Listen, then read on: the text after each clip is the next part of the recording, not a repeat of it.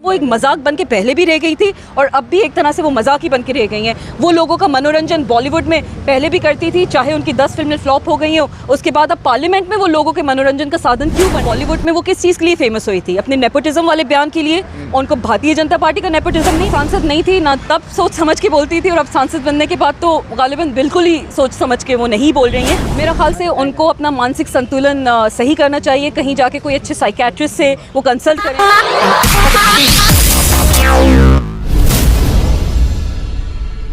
कह रहे हैं कि जिसके जाति का पता नहीं वो गन्ना की बात कर रहे हैं। देखिए, अनुराग ठाकुर जी इस तरह के बेबुनियाद जो बाइट्स दे रहे हैं, बयानबाजी कर रहे हैं, या इस तरह की जो बेबुनियाद बातें संसद में कर रहे हैं, इससे जनता की कोई फ़ायदे की हक़ की बात नहीं हो रही है। अगर उनको वाकई में जनता का और पार्लियामेंट का टाइम की इज्जत रखनी है, अगर उनको वाकई में कोई मुद्दों की बात करनी है, तो जनता के कोई हक़ की हित की बात कर लें। इस तरह से वो अगर जातिवाद करेंगे, जातियों की बात करेंगे, राहुल गांधी जी से उनकी जात पूछेंगे, तो फिर ये भी बता दें की बात तो राहुल गांधी कर रहे हैं ना कि जाति जनगणना करवाएंगे हम। मेरा ख्याल से अनुराग ठाकुर जी ने जो बयान दिया था कि जिनकी खुद का जाति का पता नहीं, तो उन्होंने किस बेसिस पे बयान दिया था, मैं तो ये जानना चाहती हूँ। जिनके खुद के जो पिताजी हैं, जो पूर्व सीएम रह चुके हैं, उनका सरनेम अनुराग ठाकुर जी नहीं लगाते हैं, ठाकुर लगाते हैं, तो क्या उनको खुद की जाति का अंदाज़ा है, पता है? अगर वाकई में पता है, अपने फादर की जाति का पता है, अपनी जाति का पता है, तो अपने फादर का सरनेम लगाए, अपने पिताजी का सरनेम लगाए। ये ठाकुर लगा के अगर वो वोट बटोरने के लिए उन्होंने लगाया है या किस और राजनीतिक वजह से उन्होंने लगाया है, तो फिर वो बता दें। राहुल गांधी का बताइए, राहुल गांधी से पूछ रहे हैं वो। जी देखिए, राहुल गांधी जी जिस परिवार से ताल्लुक़ रखते हैं, उस परिवार ने हिंदुस्तान की जो आज़ादी है उसमें बढ़ चढ़ के हिस्सा लिया था, अपनी जानें तक गंवाई हैं, जेल रहे हैं, ना जाने कितने महीनों। वो उस ख़ानदान से ताल्लुक़ रखते हैं। जिस जाति की वो बात कर रहे हैं, राहुल गांधी जी पंडित जवाहरलाल नेहरू जी, मोतीलाल नेहरू जी, उस ख़ानदान से ताल्लुक़ रखते हैं जो कश्मीर से आए हुए पंडित थे। अगर जाति की वो बात कर रहे हैं, तो मेरा ख्याल से हिंदू समाज में सबसे हाई जाति जिसे कह सकते हैं वो पंडितों की होती है, और इससे ऊंची कोई जाति कम से कम हिंदू समाज में किसी तरीके से नहीं होती है। तो अगर जाति की उन्होंने बात करनी है, तो फिर ये तो पंडित हुए। अगर वो सोनिया गांधी जी की जाति की बात कर रहे हैं, तो वो राजीव गांधी जी से शादी करने के बाद एक हिंदू महिला हो गई थी। उनकी जो सास है इंदिरा गांधी जी, वो एक पारसी शख्स फिरोज़ गांधी जी से शादी करने के बाद खुद फिरोज़ गांधी जी ने हिंदू धर्म अपनाया था, एक ब्राह्मण बने थे, बाकायदा से जनेव पहनते थे, तो वो भी एक ब्राह्मण ही थे। तो अगर ये जाति उन्हें खेलना है, तो फिर तो हम पंडित नेहरू की लेगेसी एक ब्राह्मण समाज से आती है। वो तो कश्मीर के आए हुए पंडित थे, जो इन अ वे प्योरेस्ट फॉर्म ऑफ पंडित्स माने जाते हैं, अगर आप शास्त्रों को उठा के देख लें। तो मेरे ख्याल से ये जो जाति की बात अनुराग ठाकुर जी कर रहे हैं, और राहुल गांधी जी को नीचा दिखाने के लिए उनके पास और कोई पॉइंट्स तो है नहीं, सिर्फ अगर जाति पे उनको नीचे दिखाना चाहते हैं, तो फिर बड़े अफसोस की बात है। दिक्कत क्या है इसमें? दिक्कत ये है कि आप जनता के हक की बात नहीं करते। दिक्कत ये है कि आप जाति की बात करके पार्लियामेंट का कीमती वक्त बर्बाद कर रहे हैं। दिक्कत ये है कि आप कोई सेंसिबल बात नहीं कर रहे, कोई काम की कायदे की बात नहीं कर रहे। ये जाति की बात करके हम 2024 में हैं, दुनिया कहाँ से कहाँ पहुँच गई है। दुनिया जहाँ में बात होती है कोई काम की, एजुकेशन की, हेल्थ की, महिलाओं की सुरक्षाओं की, तमाम इस तरह की, जीडीपी की बात कर लें आप, एम्प्लॉयमेंट की बात कर लें आप, किसानों की हक की बात कर लें आप, ना जाने कितने मुद्दे हैं बात करने के। अगर आप जाति पे बन के रह जाएंगे, अगर आप जाति की बात करने लगेंगे, और उसमें जो एक्चुअल मुद्दे, जो अहम मुद्दे हैं इस मुल्क के आज की तारीख में, जिनको एड्रेस करना संसद में बहुत ज़रूरी है, वो मुद्दे साइड पे रह जाएंगे। तो इसलिए ये जाति की बात करना बेबुनियाद है, वेस्टेज ऑफ टाइम है, और इससे किसी का, ना जनता का कोई फ़ायदे की बात होती है, ना ही पार्लियामेंट का कीमती वक्त का सही यूटिलाइजेशन होता है। आप यहाँ विरोध कर रही हैं, वहाँ प्रधानमंत्री जी तारीफ कर रहे हैं ट्विटर पे अनुराग ठाकुर की। देखिए, प्रधानमंत्री जी तो तारीफ इन तमाम लोगों की कर रहे थे जिन्होंने कहीं ना कहीं कॉन्स्टिट्यूशन को शर्मिंदा कराए, जिन्होंने कहीं ना कहीं हिंदुस्तान की जनता का दिल दुखाया है, जिन्होंने कहीं ना कहीं सिर्फ और सिर्फ नफरत की राजनीति करी है। खुद प्रधानमंत्री जी हमने देखा कि अपने भाषणों में जब वो जाते थे, कैंपेनिंग के लिए जाते थे, तो वो मटन, मछली, मुजरा टाइप की ना जाने कैसी कैसी बेबुनियाद बातें करते थे। मुसलमानों से इनको आपत्ति है, माइनॉरिटीज़ से इनको आपत्ति है, इनको आपत्ति है दलीलों से, दलितों से, सॉरी, इनको आपत्ति है हर उस इंसान से जो अपनी दलील सामने रखता है, इनको आपत्ति है हर उस शख्स से जो काम की राजनीति करना चाहता है, जो मुद्दों की बात करना चाहता है। लेकिन राहुल गांधी कह रहे हैं कि मुझे गाली दी गई है। गाली कहाँ हुई इसमें?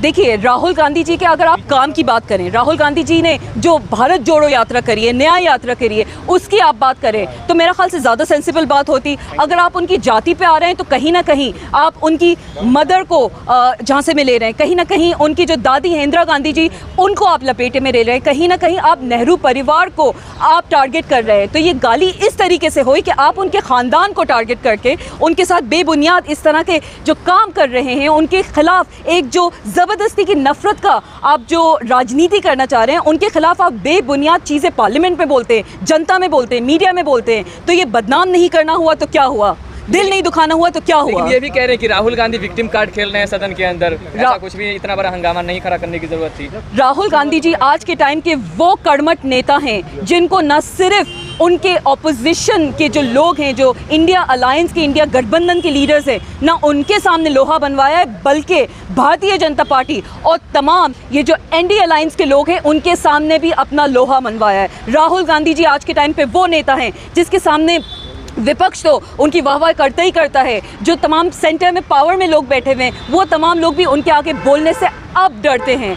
एक दफ़ा टाइम ऐसा था कि 10 साल पहले आप उनको पप्पू बोल के बदनामी कर देते थे, उनका मजाक उड़वाते थे, ना जाने कितने मीम्स बनाए गए, ना जाने सोशल मीडिया में किस तरीके से उनको बदनाम करने की कोशिश की गई है। आज यही राहुल गांधी जी हैं जो संसद में आके इतनी बेबाकी से बोलते हैं। आज यही राहुल गांधी हैं जो आपके हमारे जनता के मुद्दे उठाते हैं। यही राहुल गांधी हैं जो सड़क पे जब उतर गए थे तो सड़क से लेके संसद तक इन्होंने मुद्दे उठाए थे, लोगों की दुआएं ली थी, लोगों का प्यार आशीर्वाद लिया है। अनुराग ठाकुर को क्या कह रही हैं आप? अनुराग ठाकुर को, अनुराग ठाकुर जी पहले जाके अपनी खुद की जाति का पता कर लें। ठाकुर लगाते हैं वो, लेकिन उनके फादर का सरनेम कुछ और है, किसी और जाति से वो ताल्लुक़ रखते हैं। और अगर नहीं रखते तो फिर अपने फादर का सरनेम लगाएं। पहले खुद अपने ख़ानदान की कन्फ्यूजन ठीक कर ले, क्लैरिटी दे दें। ठाकुर हैं अगर वो ठाकुर हैं तो फिर फादर के सरनेम क्यों नहीं लगाते? ये अनुराग ठाकुर लगाने का क्या मतलब? अगर उनके पिताजी ठाकुर हैं और वो सरनेम भी एक ठाकुरों वाला सरनेम होता है तो फिर वो जाके अपने फादर का सरनेम लगाएं। उनके फादर तो एक नॉन शख्सियत थे, चाहे उनके ऊपर कितने भी इल्ज़ाम लगे हों, कितने भी उन्होंने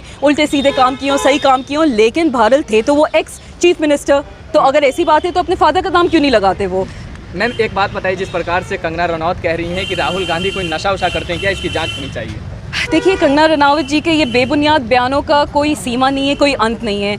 मेरा ख्याल से उनको अपना मानसिक संतुलन सही करना चाहिए। कहीं जाके कोई अच्छे साइकेट्रिस्ट से वो कंसल्ट करें। अगर वो मेरा ये बयान सुन रही हैं तो मैं उनको इभास हो गया। और बहुत सारे दिल्ली में भी, दिल्ली के बाहर भी कई सारे ऐसे इंस्टीट्यूट हैं जहाँ जाके वो एक थेरेपिस्ट को कंसल्ट कर सकती है, क्योंकि जिस तरीके के वो बयान देती हैं एक नॉर्मल इंसान के बयान नहीं हैं। वो जिस तरीके से बदनामी और इतनी ऊट पटांग बयान देती हैं, उसकी कोई ना सीमा है, ना कोई सेंस है, ना इन बातों को, ना एक सिटिंग सांसद को शोभा देता इस तरह के बयान देने का। किस बेसिस पे वो राहुल गांधी जी को बदनाम करती हैं, किस बेसिस पे वो इतने फालतू के बयान देती हैं? या तो वो खुद ही बता सके या फिर उनकी पार्टी बता दे। कह रहे राहुल गांधी होशो हवास में बात नहीं करते हैं सदन के अंदर आकर के। वो खुद कोई होशो हवास में बात करती हैं? कभी उनके बयान सुने हैं? कोई मुद्दे की काम की बात करती हैं? कोई सेंसिबल बात करती हैं? उनके हिसाब से तो आज़ादी आई 2014 के बाद है।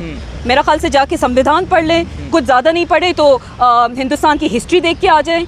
संविधान का एक्सेस हर हिंदुस्तानी को है। जाके अगर सही मायने में उन्होंने कॉन्स्टिट्यूशन पढ़ा होता, सही मायने में हिंदुस्तान की तारीख को, हिस्ट्री को पढ़ा होता, तो इतने बेबुनियादी उनके जो बयानबाजी है वो नहीं होती। आप साइकियाट्रिस्ट से मिलने की बात करें, इसका मतलब उनका दिमागी संतुलन ठीक नहीं है? जिस तरह की वो बातें करती है उससे तो बिल्कुल ठीक नहीं लगता। और अगर ठीक है तो फिर इस तरह की नफरत फैलाना बंद करें, आप इस तरह की उल्टे सीधी बयानबाजी करना बंद करें, कुछ काम की बात कर लें। आप लोग इतनी जनता को प्रभावित करके आते हैं, उनका इतना कीमती वोट लेके आते हैं। हिंदुस्तानी का एक एक वोट बहुत कीमती होता है। आपको जनता वोट क्यों करती है? ताकि जाके आप इस तरह की उल्टी सीधे बयानबाजी करें या पार्लियामेंट में जाके उनको मुद्दों की काम की बात करें। हिमाचल प्रदेश में इतना भ्रष्टाचार फैला हुआ है, जो उनके खासतौर से बीजेपी रूल क्षेत्र हैं उसमें तो बहुत ही ज़्यादा भ्रष्टाचार है। हिमाचल प्रदेश में नौकरियों का जो क्रिएशन है, उसको इतना अहम मुद्दा है, उसको आगे रखने की बहुत ज़रूरत है। हिमाचल प्रदेश में जो स्टेट लेवल के एग्ज़ाम्स होते हैं उसमें किस तरीके के छात्र किस स्ट्रगल से गुजरते हैं, क्या उनकी आगे की वे फॉरवर्ड होता है, वो तमाम चीज़ों की बात कर लें। किसानों की बात कर लें, एक बहुत बड़ा तबका हिमाचल प्रदेश में किसानों का है, उसकी बात कर लें। तो ये तमाम बातें अगर वो करेंगी तब जाके उनका पार्लियामेंट के सांसद है, कुछ सोच समझ के ही बोलती हैं, ऐसे थोड़ी बोलेंगी। जब वो सांसद नहीं थी ना तब सोच समझ के बोलती थी, और अब सांसद बनने के बाद तो गालिबन बिल्कुल ही सोच समझ के वो नहीं बोल रही हैं। क्योंकि अगर सही मायने में सोच समझ के बोलती तो इतने उल्टे सीधे इल्ज़ाम तराशी बयानबाजी राहुल गांधी जी के खिलाफ नहीं कर रही अरे होती कह रहे वो। बेबाकी से पहले वो बॉलीवुड में बोलती थी, आप सदन में बोलेंगी। तो बेबाकी अगर वो बॉलीवुड में वो किस चीज़ के लिए फेमस हुई थी? अपने नेपोटिज्म वाले बयान के लिए। उनको भारतीय जनता पार्टी का नेपोटिज्म नहीं दिखता उनको। ये कितने सारे ऐसे नेता हैं जिनकी ये सेकंड पीढ़ी चल रही है। खुद अनुराग ठाकुर जी एक सिटिंग सीएम के बेटे थे। तो ये सारे जो सेलेक्टिव नेपोटिज्म करने वाली इन्होंने प्रतिक्रिया शुरू करी हुई है, जारी रखी हुई है, उस चीज़ पे इनको रोशनी डालनी चाहिए। उस चीज़ पे उनको सही मायने में एक इंसाइटफुल ओपिनियन अपने आप से लेना चाहिए, अपने जानकारों से लेना चाहिए, अपने वेल विशर्स से लेना चाहिए। क्योंकि इस तरह के बयानबाजी से तो वो एक मजाक बन के पहले भी रह गई थी और अब भी एक तरह से वो मजाक ही बन के रह गई हैं। वो लोगों का मनोरंजन बॉलीवुड में पहले भी करती थी, चाहे उनकी 10 फिल्में फ्लॉप हो गई हो, उसके बाद अब पार्लियामेंट में वो लोगों के मनोरंजन का साधन क्यों बन रही अरे है? राहुल गांधी को कह रहे हैं कि ड्रामा शो बना दिया है सदन को। राहुल गांधी जी वो नेता है जिनकी हर स्पीच पे आप किसी भी सोशल मीडिया में देख लें, उनके मिलियंस में likes and views and subscriptions जाते हैं। राहुल गांधी जी वो नेता हैं जिनकी कोई बयानबाजी हो तो उस पे मीडिया हर रात अपने प्राइम टाइम पे डिबेट्स करने बैठ जाती है। राहुल गांधी जी वो नेता हैं जिन्होंने आपकी हमारी बात संसद में रखी है। अरे आप किसकी तुलना कर रहे हो? आप किसका मुकाबला कर रहे हो? कंगना रनौत की आप फैन फॉलोइंग नहीं जानते, इसका मतलब? कंगना रनावत जी की जितनी भी फ़ैन फॉलोइंग थी इस तरह के उन्होंने नफ़रत की बयानबाजी करके मेरा ख्याल से अपनी खुद की फ़ैन फॉलोइंग न सिर्फ कम कर ली है, आने वाले जो आगे का वक्त है मेरा ख्याल से उसमें बिल्कुल ही ख़त्म होने की वो खुद ही ये हरकतें कर रही हैं, अपने पैरों पे कुल्हाड़ी मार रही हैं। क्यों ऐसा वो करेंगी? कोई ऐसा क्यों चाहेगा कि अपने पैर पे कुल्हाड़ी मारे वो? ये तो वही जाने या उनकी पार्टी जाने जिन्होंने उसको टिकट दिया हुआ है, या मेरा ख्याल से जाके अपने वेल विशर से वो खुद पूछ के आए कि किस तरीके से मुझे अपना कंडक्ट रखना चाहिए।